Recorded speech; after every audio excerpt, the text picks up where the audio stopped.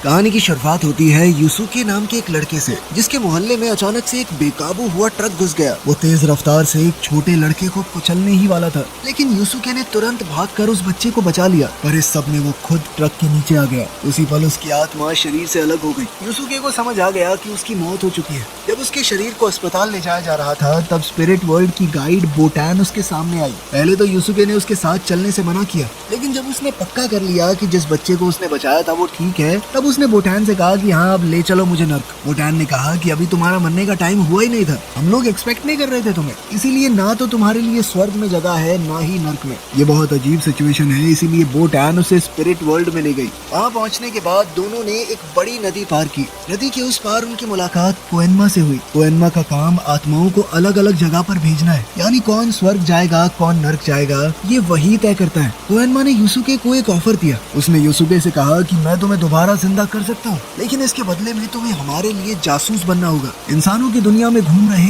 Yokai से जुड़ी हुई परेशानियाँ तुम्हें सुलझानी होंगी। उसने बताया कि हेलबग नाम का एक योकाई डीमन वर्ल्ड से भागकर धरती पर आ गया है। यूसुके का पहला काम है ये पता लगाना कि वो धरती पर आया क्यों है और वो कर क्या रहा है। इस सब की सारी इन्फॉर्मेशन स्पिरिट वर्ल्ड तक पहुँचाना। ये एक बहुत अच्छा ऑफर था और शायद कोई भी मान जाता, फिर भी यूसुके ने तुरंत मना कर दिया, क्योंकि उसे किसी के अंडर काम करना पसंद ही नहीं था। वो एक शरीफ सा अच्छे स्वभाव का लड़का है, लेकिन गलत बात बर्दाश्त नहीं करता। एक दिन स्कूल में उसने देखा कि कुछ लड़के एक कमजोर लड़के को परेशान कर रहे हैं। यूसुके तुरंत उसकी मदद करने बीच में आ गया, लेकिन उल्टा इल्जाम उस पर ही लग गया कि वो उस लड़के के पैसे ले रहा है। स्कूल के प्रिंसिपल ने उसे डांट दिया, फिर भी यूसुके ने कुछ समझना जरूरी नहीं समझा और चुपचाप वहाँ से चला गया। जब वो अपने मोहल्ले में पहुंचा, तब कुआबारा ने उसे घेर लिया। कुआबारा पिछले दिन की हार का बदला लेना चाहता था, लेकिन हुआ फिर से वही। यूसुके ने उसे बढ़िया तोड़ा। कुआबारा के दोस्त भी वहाँ पर थे, लेकिन उसने उनकी मदद लेने से मना कर दिया, क्योंकि वो खुद यूसुके से जीतना चाहता है। यूसुके पहले से ही गुस्से में था और अब तो उसने अपना सारा गुस्सा कुआबारा पर निकाल दिया। फिर जब उसने देखा कि कुआबारा अब खड़ा तक नहीं हो पा रहा, तो वो वहाँ से निकल गया। इसी समय कुछ दूर सड़क पर एक ट्रक ड्राइवर के ऊपर उड़ते हुए अजीब से कीड़े ने हमला कर दिया। वो उसके शरीर में घुस गया और उस पर काबू पा लिया। इसके बाद ड्राइवर बेकाबू होकर ट्रक को भगाने लगा। दोपहर में यूसुके अपने माँ बाप के रेस्टोरेंट पर जब खाना खा रहा था, तो वहाँ वो अपनी बचपन की दोस्त कीको से मिला। कीको स्कूल वाली हरकत की वजह से उससे बहुत नाराज थी। यूसुके कभी किसी को ये नहीं बताता था कि वो क्यों लड़ रहा है। किसी को सफाई देना पसंद ही नहीं है भाई को, इसीलिए स्कूल के बच्चे उसे गलत समझते थे, बहुत डरते थे उससे। लेकिन यूसुके को फिर भी कोई फर्क नहीं था कि कौन उसके बारे में क्या सोचता है। इसके बाद वही ट्रक वाला हादसा हुआ और फिर आगे का तो तुम्हें पता ही है। इधर धरती पर यूसुके की डेथ सेरेमनी चल रही थी। तब उसे एहसास हुआ कि कितने सारे लोग असल में उसके लिए दुखी हैं। यहाँ तक कि कुआबारा भी उसकी मौत पर दुखी हो रहा था। तब यूसुके का दिल बदल गया। उसे समझ आ गया कि लोग उसकी सच में परवाह करते हैं। उस रात वही स्कूल के बदमाश लड़के फिर से करीनो पर हमला करने लगे। तभी डीमन वर्ल्ड का वही कीड़ा करीनो के शरीर में घुस गया। अचानक करीनो की ताकत बढ़ गई और वो पूरे जोर के साथ लड़ने लगा। लड़ाई के दौरान करीनो ने एक मोटरसाइकिल गिरा दी। मोटरसाइकिल गिरते ही उसका पेट्रोल टैंक लीक हो गया और कुछ ही पल में वहाँ बहुत बड़ा धमाका हुआ। धमाके की आवाज सुनते ही कुआबारा तुरंत वहाँ दौड़ कर आ गया। वहाँ पहुँचकर उसने देखा कि करीनो पूरी तरह दानव के काबू में आ गया है। इसी बीच यूसुके को भी दोबारा जिंदगी मिल गई थी। उसे कोएनमा का एक मैसेज मिला। पता चला कि उसका घर खतरे में आ गया है, क्योंकि एक आदमी पर काबू करके दानव उस तरफ तबाही फैला रहा है। धमाके से लगी आग धीरे धीरे बढ़कर यूसुके के घर तक पहुंच गई और घर में आग लग गई। जब कीको को पता चला कि यूसुके का शरीर अभी भी घर के अंदर पड़ा है, तो वो बिना सोचे अंदर उसे बचाने चली गई, लेकिन कुछ ही देर में वो खुद भी अंदर फंस गई। ये सब देखकर यूसुके ने तुरंत कोएनमा से कहा कि मुझे जिंदा कर दीजिए। उसने वादा किया कि बदले में मैं स्पिरिट वर्ल्ड का जासूस बनकर काम करूंगा। जैसे यूसुके दोबारा जिंदा हुआ, वो तुरंत अंदर दौड़ा और कीको को बचाकर बाहर ले आया और उसे अपनी माँ की गोद में दे दिया। इसके बाद वो सीधा करीनो के पास पहुंच गया, जो अभी भी कुआबारा और उसके साथियों से लड़ रहा था। यूसुके ने करीनो को बेहोश कर दिया, लेकिन जल्द ही उसे समझ आ गया कि असली प्रॉब्लम अभी खत्म नहीं हुई। करीनो के शरीर से उस दानवी कीड़े को निकालना बहुत जरूरी है, वरना करीनो खुद भी योकाई बन जाएगा। प्रॉब्लम ये थी कि उस कीड़े को निकालने के लिए उसे अपने अंदर की स्पिरिचुअल एनर्जी का इस्तेमाल करना होगा, और यूसुके को अभी ऐसा कुछ करना आता नहीं था। दूसरी दूसरी तरफ प्रॉब्लम ये भी थी कि अगर करीनो ने उसे दोबारा जोर से मारा तो अब की बार वो शायद दोबारा मर जाए। सबसे बड़ी बात ये थी कि ये सब कुछ जिंदा रहते हुए करना पड़ेगा, क्योंकि युसुके दोबारा नहीं मरना चाहता। युसुके ने चेन्स का इस्तेमाल करते हुए उस दानव को बांधने की कोशिश की और फिर जोर जोर से उसे मारने लगा, लेकिन करीनो जल्द ही छूट गया और उसने एक गैस सिलेंडर में छेद कर दिया। जैसे ही गैस आग से टकराई तो वहाँ जबरदस्त धमाका हुआ। युसुके बड़ी मुश्किल से बच पाया, लेकिन इस धमाके ने उसे दूर फेंक दिया। करीनो धीरे धीरे उसकी तरफ बढ़ने लगा। तब युसुके ने एक साइकिल का इस्तेमाल करके उसे दीवार के साथ फंसा दिया और करीनो से कहने लगा कि इस कीड़े के कंट्रोल से बाहर आ जा भाई। आखिरकार पूरा ध्यान लगाते हुए युसुके ने अपनी स्पिरिचुअल एनर्जी जगा दी और आखिरकार कीड़े को करीनो के शरीर से बाहर निकालकर अपने हाथों से कुचल दिया। करीनो को अस्पताल पहुंचाने के बाद युसुके तुरंत घर लौट आया, जहाँ केको और उसकी माँ उसे देखकर तुरंत गले लग गई।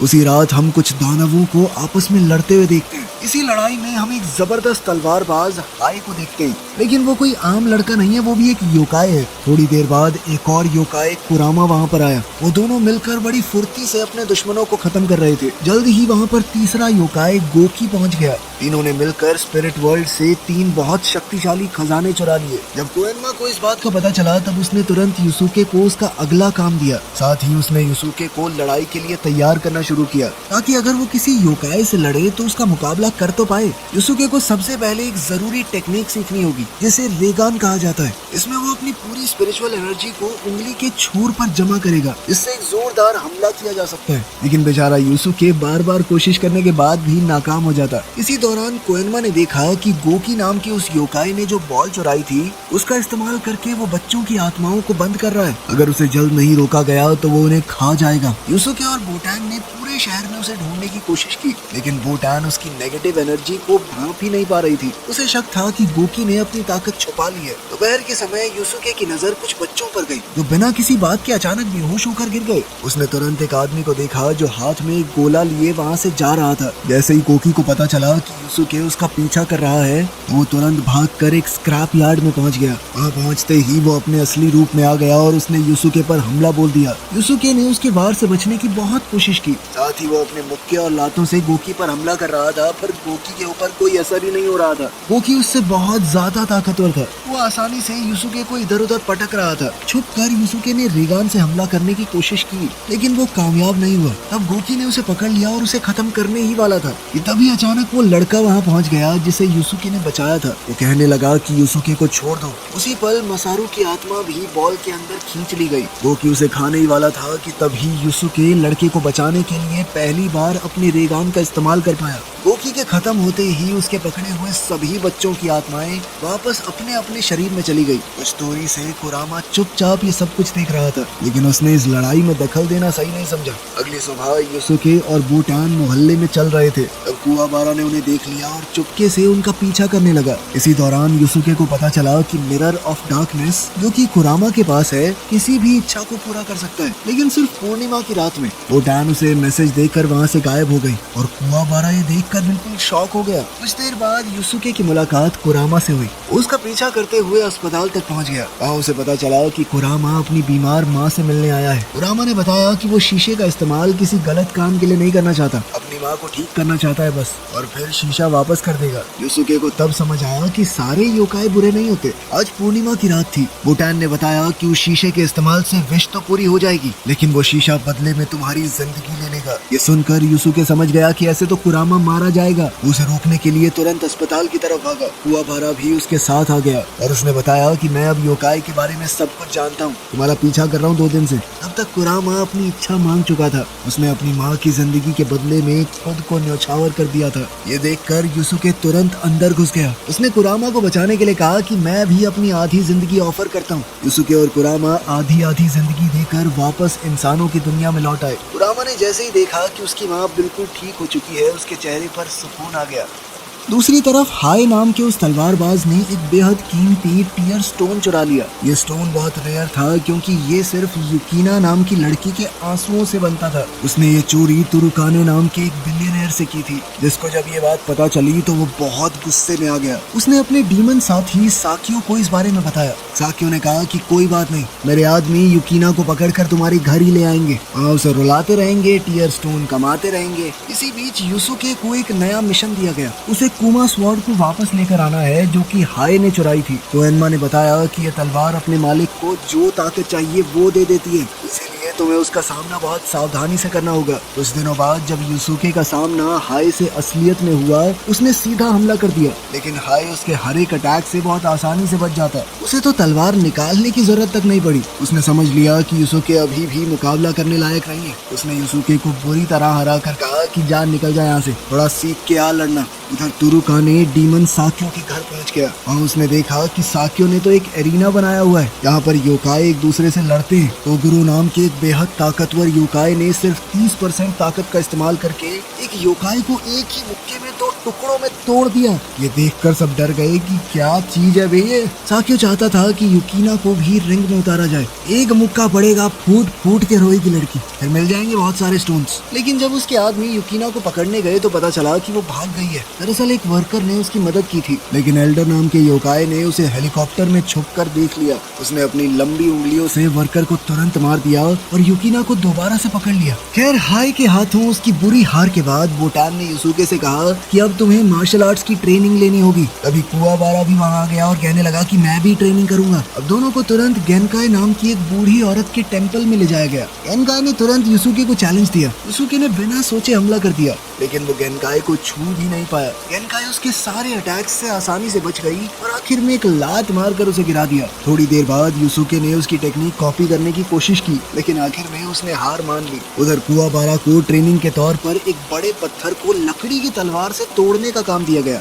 यूसुके को लगा कि ये तो नामुमकिन है, लेकिन कुवाबारा ने हिम्मत नहीं छोड़ी। उसने बार बार कोशिश की, उसके हाथ तक खून से भर गए, लेकिन वो फिर भी नहीं रुका। आखिर में उसके पास सिर्फ जब एक ही लकड़ी का टुकड़ा बचा, तब उसने अपनी पूरी ताकत लगाकर दोबारा से तलवार घुमाई। उसने अनजाने में अपनी स्पिरिचुअल एनर्जी का इस्तेमाल करके पत्थर को 2 हिस्सों में काट दिया था। ये देखकर यूसुके को भी हिम्मत मिली। उसने और मेहनत शुरू कर दी। जल्द ही गेनकाई ने महसूस किया कि यूसुके अपनी एनर्जी कंट्रोल करना सीख गया है। अब वो अगले लेवल के लिए तैयार था। कुछ ही समय में यूसुके ने अपना पहला एनर्जी शॉट फायर किया। वो एनर्जी बीम बेहद ताकतवर थी और उसे बादलों के बीच से जाते हुए टोगोरो ने देख लिया। गेनकाई को समझ आ गया कि अब दुश्मन पास आ रहा है। गेनकाई ने तुरंत यूसुके को बुलाया और उसे स्पिरिट बॉल की एनर्जी दी। ये एक बेहद ताकतवर शक्ति थी। यूसुके ने वादा किया कि वो इस ताकत का इस्तेमाल अपने दोस्तों को बचाने के लिए ही करेगा। इसके बाद गेनकाई ने उन्हें पहाड़ से नीचे जाने को कहा और ट्रेनिंग खत्म हो गई। उसी रात तेज तूफान के बीच गेनकाई का सामना उसी आदमी से हुआ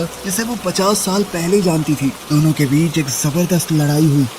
इसी दौरान यूसुके जब खाना खा रहा था तो वो दोबारा केको से मिला। जब वो खाना खा के निकलने लगा तो उसने देखा कि हाय ने केको को अपने कंधे पे उठा रखा है। गुस्से में यूसुके तुरंत उसके पीछे भागा और हाय से लड़ने लगा, लेकिन सच कुछ और ही निकला। केको को हाय ने नहीं बल्कि एल्डर नाम के योकाई ने उठाया था। एल्डर के पास ताकत थी, वो अपना रूप बदल सकता था। उसका प्लान था यूसुके और हाय को आपस में लड़वा कर मरवा देना। इस बार जब यूसुके ने हाय से फाइट की तो वो पहले जैसा कमजोर नहीं था। दोनों लगभग बराबर की टक्कर दे रहे थे एक दूसरे को। तभी कुरामा वहाँ पर आया और उनकी गलतफहमी क्लियर की। कुरामा ने उसे बताया कि केको को जिसने पकड़ा है वही युकीना को पकड़कर लेकर गया है और युकीना हाय की बहन है। तो मतलब साफ था कि सबको मिलकर उन्हें बचाना होगा। यूसुके ने कुरामा की जान बचाई थी तो वो भी साथ चलने को तैयार हो गया। कुवाबारा भी तुरंत उनके साथ जुड़ गया। अभी साक्यो को भी खबर मिल गई कि कुछ लोग मिलकर उसका सामना करने आ रहे हैं। साक्यो ने कहा कि उन्हें इज्जत से लेकर आओ, ऐसे कैसे पहुंच पाएंगे वो। इसके बाद मैसेंजर खुद उन्हें आइलैंड ऑफ डार्कनेस तक ले जाने आया।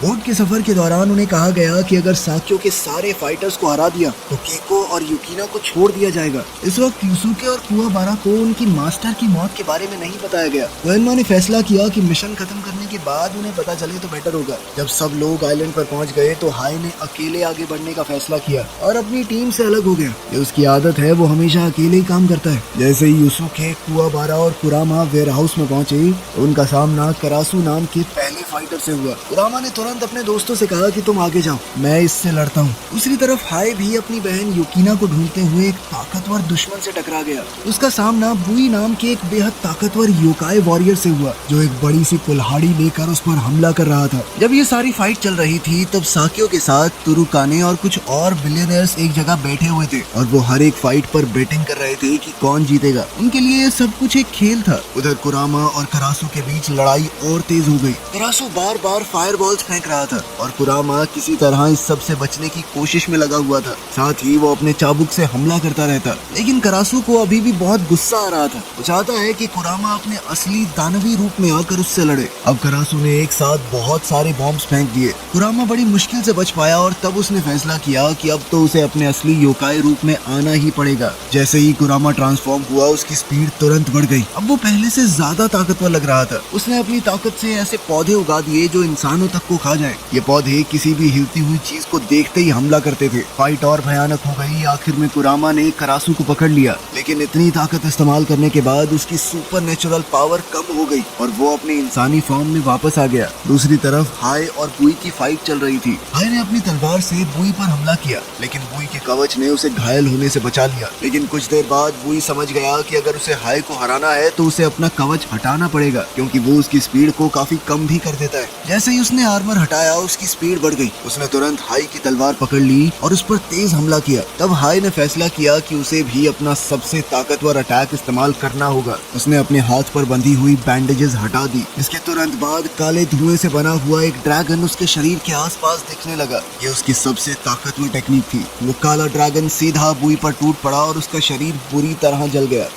उधर केको, जिसे अभी तक पता ही नहीं था कि यूसुके उसे बचाने आइलैंड पर आ चुका है, उसने खुद बचकर निकलने का प्लान बनाया। उसने गार्ड को पागल बनाने के लिए बीमार होने का नाटक किया। जैसे ही गार्ड सेल खोलकर अंदर आया तो केको ने तुरंत उस पर हमला कर दिया। गार्ड को बेहोश करने के बाद केको वहाँ से निकलने की कोशिश करने लगी। उसने अपने सेल से निकलकर तुरंत युकीना को भी छुड़वा दिया और दोनों मिलकर वहाँ से निकलने की कोशिश करने लगे। दोनों धीरे धीरे रास्ता ढूंढते हुए बाहर की तरफ बढ़ने लगे। वो जानती थी कि बाहर निकलना आसान नहीं होगा, लेकिन हिम्मत नहीं छोड़ी। उधर यूसुके और कुवाबारा कालकोटरी के अलग अलग हिस्सों में केको को ढूंढ रहे थे। दोनों ने फैसला किया कि अगर वो अलग अलग होकर ढूंढेंगे तो जल्दी मिल सकती है वो। कुछ देर बाद कावाबुरा को केको और युकीना दोनों मिल गई। जैसे ही उसने युकीना को देखा, वो तुरंत उस पर फिदा हो गया। उसने एकदम हीरो के अंदाज में कहा कि मैं तुम्हें बचाने यहाँ पर आया हूँ, कोई तुम्हें उंगली भी नहीं लगा पाएगा सेनोरिटा। केको को उसका ये अंदाज देखकर थोड़ी सी हंसी आ गई। दूसरी तरफ कुरामा और करासु की लड़ाई में करासु लगातार एक्सप्लोजन्स कर रहा था और कुरामा हैरान था कि रुक क्यों नहीं रहा, और फिर भी वो चुपचाप अपने प्लान के हिसाब से चलता रहा। फाइट के दौरान कुरामा ने गुलाब की डाली से करासु के हाथ को छेद दिया। उस चोट के साथ ही एक मौत का बीज उसके शरीर के अंदर चला गया। धीरे धीरे उस बीज की जड़ें उसके अंदर फैल रही थी। थोड़ी देर बाद वो जड़ें उसके शरीर को अंदर से तोड़ने लगी और उसके दिल को पूरी तरह बर्बाद कर दिया। इसके साथ ही करासु अचानक से नीचे गिर पड़ा। उधर हाय ने भी बुई को हरा दिया था। इन दोनों ताकतवर दुश्मनों के गिरने के बाद साकियो ने कहा कि अब असली शो शुरू होने वाला है। इसी बीच कुवाबारा, केको और युकीना एग्जिट ढूंढ रहे थे, लेकिन उन्होंने गलती से एक खतरनाक राक्षसी जानवर को आजाद कर दिया। वो बड़ा और खतरनाक क्रीचर तुरंत उनके पीछे भागने लगा। खुद को बचाने के लिए उन्हें उसका ध्यान भटकाना जरूरी था। कुवाबारा उसके सामने खड़ा हो गया और उसे रोकने लगा, जबकि केको ने पास के सिक्योरिटी लॉक्स चालू कर दिए। जैसे ही दरवाजे बंद होने लगे, कुवाबारा तेजी से भागा और ऐन मौके पर दरवाजे के नीचे से निकलकर दूसरी तरफ पहुंच गया, जबकि मॉन्स्टर वहीं बंद होकर रह गया। लेकिन जैसे ही उसने सोचा कि सब कुछ ठीक हो गया है, तभी एल्डर आ गया। कुवाबारा ने तुरंत एक लोहे की रॉड उठाकर उस पर हमला किया, लेकिन एल्डर का शरीर बहुत अजीब था। उसे कितना भी मार लो, वो खुद से ठीक हो जाता है। उधर यूसुके मैंशन के अंदर दौड़ते हुए एरिना तक पहुंच गया। वहाँ साकियो ने उसे कहा कि अगर तुमने तोगुरो को भी हरा दिया तो मैं दोनों लड़कियों को आजाद कर दूंगा। फाइट शुरू होने ही वाली थी कि तभी एक वर्कर दौड़ता हुआ आया और उसने बताया कि इंसानों और राक्षसों की दुनिया को जोड़ने वाला पोर्टल खुल गया है। तोगुरो ने यूसुके से सीधा कहा कि मैं अपनी पावर बिल्कुल भी नहीं रोकने वाला, 100 की 100% इस्तेमाल करूंगा। उसने तुरंत बहुत ताकतवर हमले शुरू कर दिए। यूसुके को कई जोरदार लातें लगी, फिर भी वो गिरा नहीं। एक बेहद ताकतवर मुक्के से टोगुरो ने एरिना का फ्लोर ही तोड़ दिया। उस झटके से एक लैंप पोस्ट गिर गया और सीधा उस जगह तक पहुंच गया जहां पर अमीर लोग बैठे थे। ये देखकर तारुकाने और बाकी लोग डर के मारे आइलैंड छोड़कर भागने लगे। भागते वक्त तारुकाने कालकोटरी में युकीना को ढूंढने लगा, लेकिन वहाँ उसका सामना उसी बड़े से खूंखार जानवर से हुआ जिसने उसे तुरंत खा लिया। उसकी कहानी यहीं खत्म। उधर केको ने देखा कि कुवाबारा फिर से खतरे में है। उसने एल्डर का ध्यान भटकाने के लिए एक चीज उसकी तरफ फेंकी। अब एल्डर का टारगेट कीको बन गई। जैसे ही एल्डर उस पर हमला करने वाला था, कुवाबारा ने अपनी स्पिरिचुअल एनर्जी वाली तलवार बनाई और एल्डर के शरीर को टुकड़ों में काट दिया, लेकिन वो फिर भी दोबारा ठीक हो गया और उसने पलटवार करते हुए कुवाबारा के कंधे को छेद दिया। इसी वक्त कोएनमा ने देखा कि पोर्टल से बहुत सारे दानव निकल रहे हैं। उन्हें रोकने के लिए उसने आइलैंड ऑफ डार्कनेस के चारों तरफ एनर्जी शील्ड बना दी, लेकिन अगर पोर्टल और बड़ा होता गया तो शील्ड ज्यादा देर तक नहीं टिक पाएगी। कोएनमा तुरंत साकियो के पास गया और उससे पूछा कि तुम चाहते क्या हो। साकियो ने सीधा जवाब दिया कि मैं इस प्लेनेट को बिल्कुल वैसा ही बनाना चाहता हूँ जैसा ये पहले हुआ करता था। तुमने पोर्टल बना के इंसानों और दानवों को अलग किया है, पहले सब यही रहते थे।